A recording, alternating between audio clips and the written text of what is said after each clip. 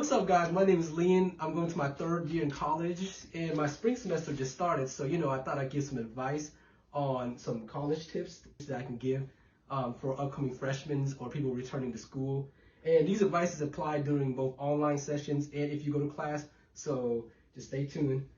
My first advice would be don't do early classes. So, I've actually been told this advice before, but I didn't follow it. So don't pick the 8 a.m. class, even though it's tempting. You get the class out the way, and then you have the rest of the day to yourself. Don't do it because you won't be able to wake up. So luckily, I have online class right now for my 8 a.m. class. So I'm able to work around it since I don't have to get ready. I just have to open my laptop and join the classroom conference. But early class, you will not be able to wake up. While your friends are going to the 10 a.m. classes, you're going to be miserable with your 8 a.m. class. My second advice is ratemyprofessor.com, right? So ratemyprofessor.com is an app where students would rate their professors that they took the semester, they're currently taking on the semester or the previous semester. And the point of ratemyprofessor.com is that you get to know what kind of teacher your professor is. So if you're a book smart type of person, then you can read many textbooks and get the course out the way, get your easy A, then cool, you could also find those type of professor. Or if you're a hands-on person or visual person, you can also see what kind of professors do that. So as far as my classes, I'm given a lot of options on what classes I can take, and there's a lot of options on what professors I can take. So as far as ratemyprofessor.com, it came in very handy because I personally can't do classes where you just read the textbook and get a quiz on what's on the textbook. So ratemyprofessor.com is essential. I would say I wouldn't pass nearly half my classes if not for this site. The second one is, it's a cliche, but I think I should add it, is to make friends. So you make friends in your class. You have someone to, honestly, you have a study buddy, and you divide and conquer. You could, let's say you forget the homework, the friend can help you out. And let's say you forget a due date or an assignment, or to forget to study for a quiz, the friend can really help you out. And also, it's just nice to have a friend that you can study with and you can motivate each other. Now the next one is, I would say, is much more beneficial than the friend, because you may already have friends outside of your class. So the next advice is joining your class group chats. So with the class group chats, I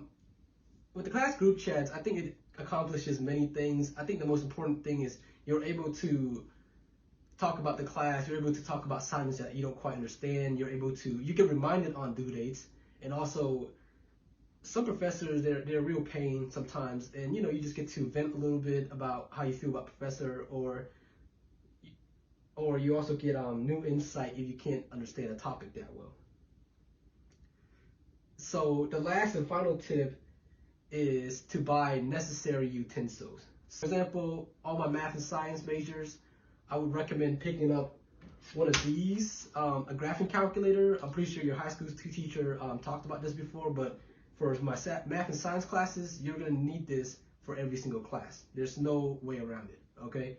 And also, if you're into other majors, like let's say you're doing like graphic design, I would recommend picking up a laptop. And pick up a pretty decent laptop. Don't settle for the cheap route with the Chromebooks. This laptop, I would recommend it.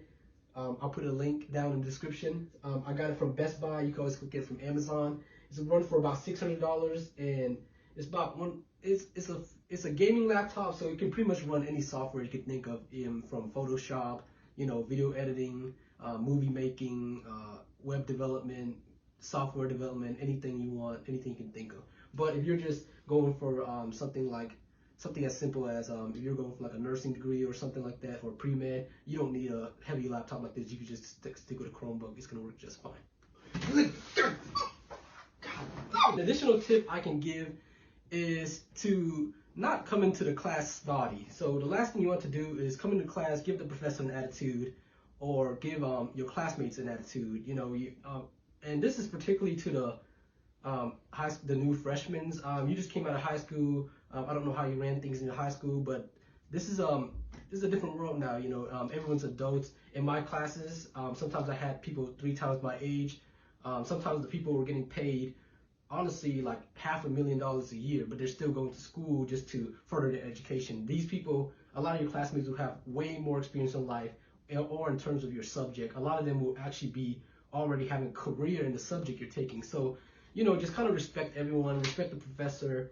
And honestly, if you show up to class, if you give your all, if you have problems, email the professor. If the professor sees that you're trying, there's absolutely no way you can fail a class. I mean, I was struggling in chemistry class, and I would email my professor all the time. I'll keep asking for extra credit. And eventually, I passed the class, and I don't have to take chemistry anymore.